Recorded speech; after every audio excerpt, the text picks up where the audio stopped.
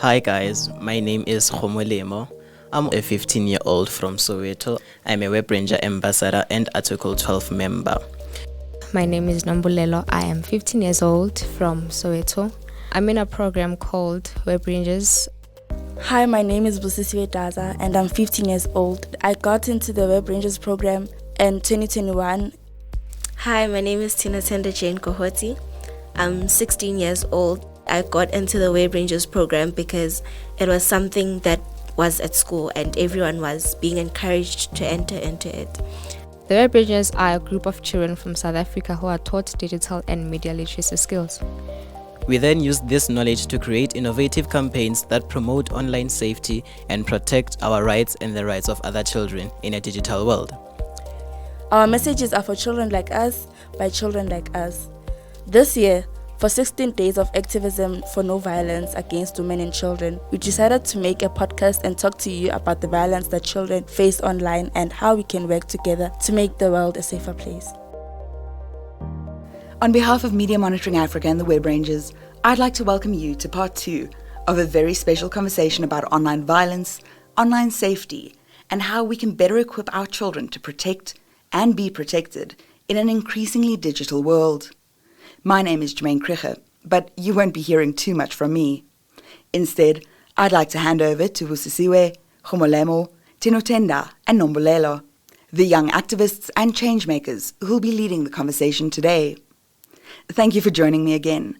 In our previous episode, we heard a bit about the work that the Web Rangers do, and we got a better understanding of what online violence actually is. Today, I'd like to start by asking you, how does online violence affect children? And what does this actually look like in practice? I think if someone is going through online violence, emotionally they're being struck at almost every single day and every single second. Any movement they make, someone has something to say about it. So obviously, emotionally and mentally, that person is scarred. They're distracted from schoolwork. Even if you're having family time with them, you see that basically they are there physically, but the spirit is not there. And you, Nombulelo, what do you think? Observation is a very important thing in stating that someone is hurt. You can observe the behavior of your child, that he or she is not acting as normal as he used to be. Khomolemo? Teachers and parents most of the time can look out for just mood swings. The person is no longer interactive. You'll pick up a pattern that every day he's not feeling well. 12 hours he's sleeping. What's happening? He's always tired. He or she no longer eats. Small things make a big impact. It can affect the person's mental health in a sense that maybe the person can withdraw their attention from schoolwork. And I think the family members or teachers may look out for the signs by probably checking up on their children's well-being or just doing a venting session with them. We often say that children experiencing online violence and abuse should talk to adults, but we know that it isn't always as easy as that. Why do you think it's hard for children to open up to the people around them, especially adults, when something bad is happening? Most children, they don't talk because I feel like if they willingly talk, it's going to be perceived as if that they're faking it. Why would he or she just tell me that I'm not okay? I'm trying to talk to you as my mother, but you're just not listening to me. I might just say I want to talk, and you'll be like, about what? She's not interested in what I'm about to say to her. Maybe the parents might be judgmental towards them. And you, Nombulelo?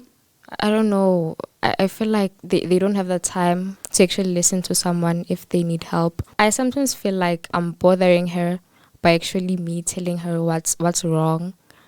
Tinotenda, what are your thoughts on this? I think that adults basically undermine our thinking capacity. They are under the impression that we still think the way we were thinking when we were 5 and we were 8 and whatnot. So they make it so hard for us to talk to them because they keep thinking that they have us in a shell and we do not know these things.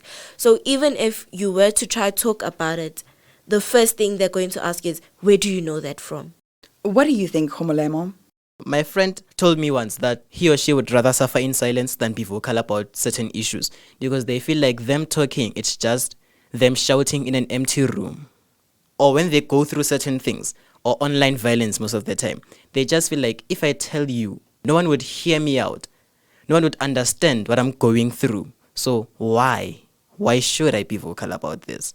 Rather, I keep quiet and suffer and see how long I can continue this before someone actually comes to me and like sits me down and talks to me like, what's wrong? Actually tell me what's wrong so that I can help you.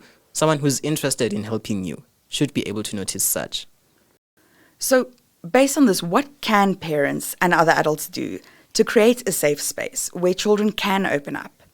How can we make you feel safer when having these conversations?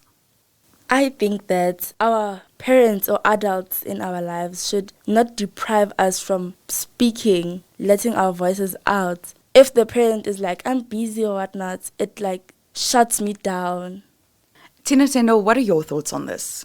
Check up on your children because they are going through the most while they're quiet. While you think, no, the child is just growing up, so now these days she doesn't want to talk to us, she's moody and whatnot. She probably is going through so much that she doesn't even have the energy to start talking and she doesn't know what she's going to say to you.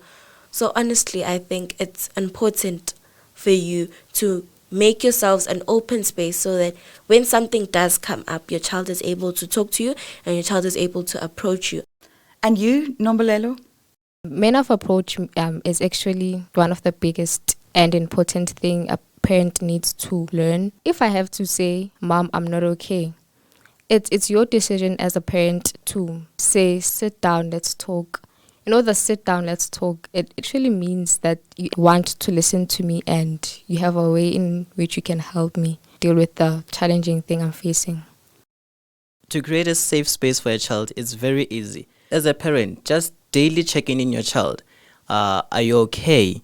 Did anything happen? Did anything good happen? Did anything bad happen? Tell me about your day. Just have that time for your child.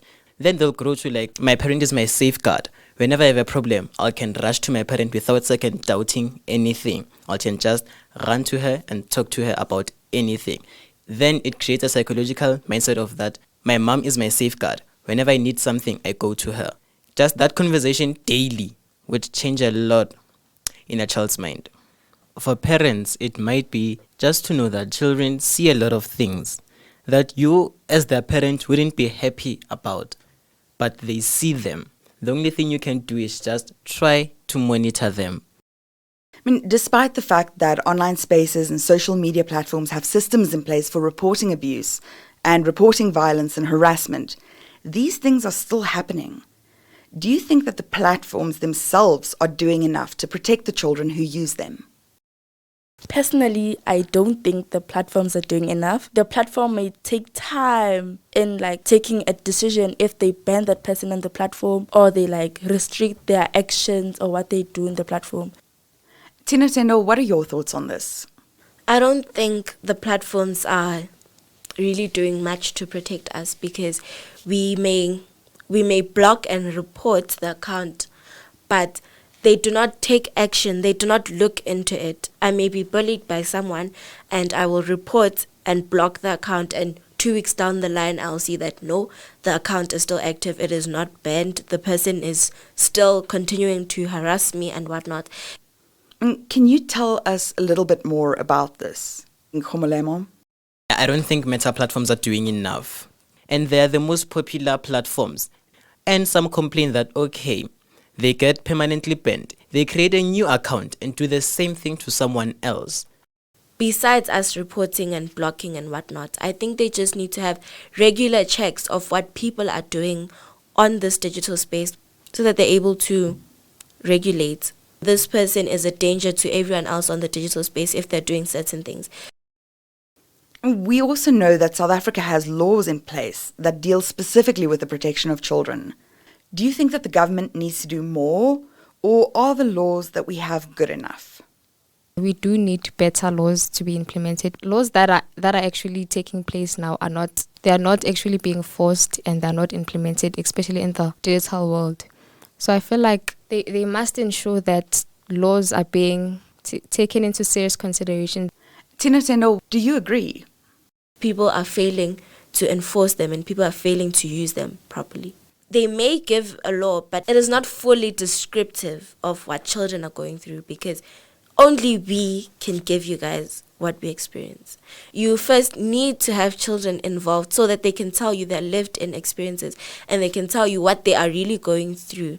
So I think the Children's Act, it does have the laws to protect us and whatnot, but at the same time, in a way, it's vague because it does not give a descriptive of what exactly we need to be protected. Khomolemo, Usisiwe, Tinutenda, and Nombulelo, thank you so much for taking the time to talk to me again today. My name is Jermaine Kreger, and I've been in conversation with the Web Rangers. You can find out more about the work that they do on Facebook, Instagram, and TikTok, or visit their website at www.webrangers.co.za. This is part 2 of a series of conversations about online safety. I hope today has shed some light on how online violence affects children and some of the signs to look out for that might be an indication that someone in your life needs help. Today's conversations also showed me that while a lot is being done to protect young people, there is still a long way to go to ensure that the online world is safe for everyone. Join us next time, where the Web Rangers will be sharing solutions, what to do if you're a victim of online violence, and how digital literacy initiatives like theirs can empower children to be more active, engaged digital citizens, but to do so in a way that keeps them safe from harm. This conversation is brought to you by the Web Rangers and the team at Media Monitoring Africa, produced by Jermaine Kreger and Kofi Zwana. Thank you for listening, and until next time, goodbye.